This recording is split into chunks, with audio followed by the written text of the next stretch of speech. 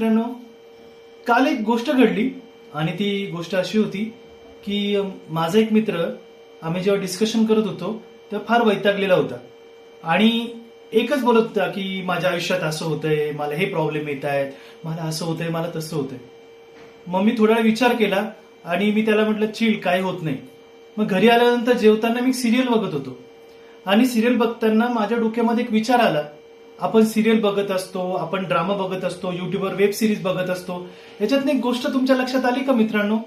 त्या सिरियलमध्ये ना एक हिरो असतो, हिरोईन असते आणि वेगवेगळे कॅरेक्टर्स असतात आणि कॅरेक्टर आपापले काय त्याच्यामध्ये कलाकारी दाखवत असतात. आपल्या लाईफमध्ये सुद्धा असे वेगवेगळे कॅरेक्टर येतात, तुम्ही मान्य करावंच लागेल.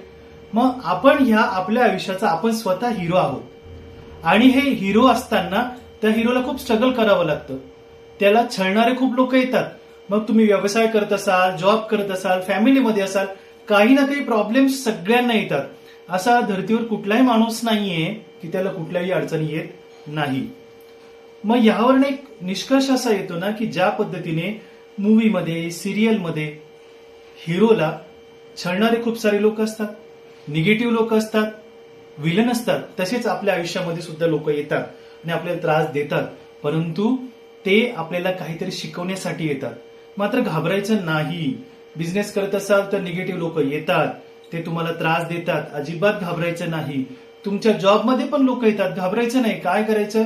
सकारात्मक विचार ठेवायचे, परमेश्वराचं अधिष्ठान करायचं, सात्विकतेने वागायचं, इमानदारीने वागायचं. आपण मात्र त्यांच्याबद्दल फारसा निगेटिव्ह विचार करायचा नाही आणि त्यामुळेच तुम्ही सक्सेस होणारे, आनंदाने जगणारे. त्याच्यामुळे कायम एकनिष्ठ रहा, सात्विक रहा, सत्कर्म करा, चांगले विचार करा. धन्यवाद. डॉक्टर योगी सदगीरचा प्रेमपूर्वक नमस्कार. चॅनलला सबस्क्राईब पण करा.